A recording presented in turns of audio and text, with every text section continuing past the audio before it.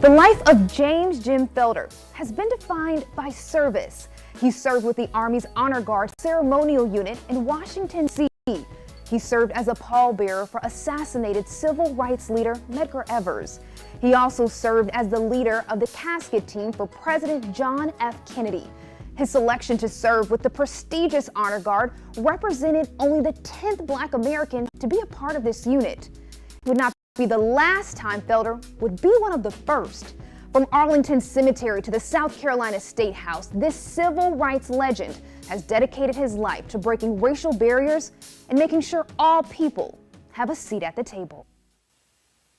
1968, well, in South Carolina, you're going to see Negroes participating, running for offices as they've never done before. I ran the voter education project for 2 years. We registered over 200,000 black voters in that period of time.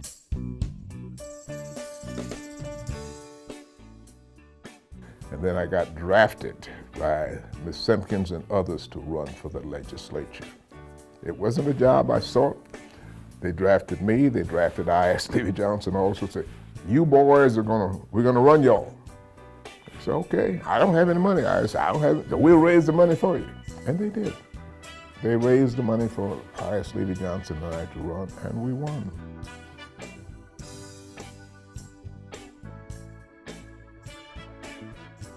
So what was it like working in the State House at that time? It was like we were furniture in the room. They just ignored us completely. For the first 2 weeks. For the first 2 weeks, they wouldn't speak to us or brush past you, just ignored you. Now, except for the Columbia legislators, Isidore Lewis, Alex Anderson, our local guys who helped us get elected. After 2 weeks, one of them would slide up beside your desk. Jim, can I get you to sign on as a sponsor on this bill? And after that, it opened up. Yeah, we were speaking, talking, having drinks after work and all of that. Do you think we're more divisive now than when you were in legislature? Yes. What happened in South Carolina, like in some other states, the parties became more divergent. They failed to cooperate with each other like they used to do. They became red and blue. Became party loyalists over people and over their districts and what have you. And that has continued, but that has been going on now for the last 25, 30 years. But prior to that, there was real camaraderie. You went to visit the State House with your class, but could not go inside because Black people weren't allowed inside the State House. Right. Fast forward a couple of years later, and you are one of the first Black men elected to the South Carolina legislature after Reconstruction. What a full circle moment. I know that had to hold a lot of weight for you. Well, it did. First of all, it didn't bother me initially because I was happy to be there. But then when people would call or come by the house or come by the office, and when they talk about how proud they were, then it began to settle in. And I said, well, I got to do a good job if I'm in the public eye here. But again, it still comes back to Sumter and the leadership that was here. I can't overstate that. I had great mentors who were civil rights fighters all of their lives here from Sumter. And so I had no choice but to get involved. My civil rights situation started across the street over here at Mount Pisgah AME Church, 1953. I'm 14 years old, Jim Cliburn is 13 years old, and we joined the NAACP Youth Council.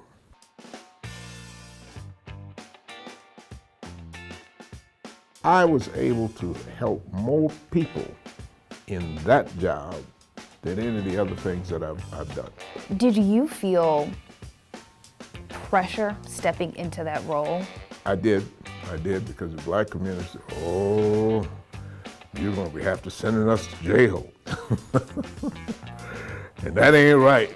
Why you took that job? But after I was in for a while, More people started coming to the courtroom just to observe than ever before. They want to see who this black guy in the courtroom. But it worked out. After a while, they realized that I was going to be fair, and fair to the law and fair to them also. What would you like our generation to understand? I'd like for them to learn our history. When I came home to do the voter education project in 1967, we only had 8 black elected officials at that point and 50,000 registered voters. Today, we've got over 1 million registered voters in South Carolina. We've got 928 black elected officials in South Carolina. Our problem today is turnout, getting us out to vote. We could change things, but we got to concentrate on votes. We're only turning out 53, 54, 55%. And that's not just in the black community, that's the white community also. We want to hear about James Felder as a husband and a dad. Married my high school sweetheart. We met here at Lincoln in 1953. She's a librarian. She finished Bennett College in Greensboro. And she went to Bennett because I suggested to her mother to send her to Bennett so that she wouldn't have to deal with the boys, all right? And her mother did that. She hated it here. Oh, goodness.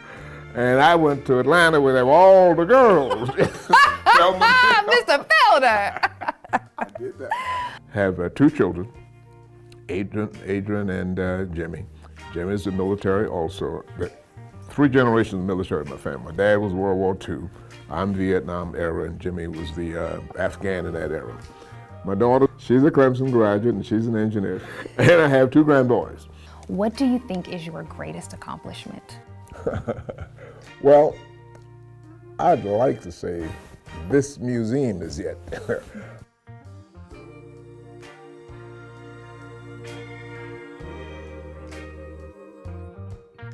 Yeah, I've been on the edge of history, and I had a front row seat in a lot of historical things. I'm on my 5th book now, trying to preserve our history and the people who made that history.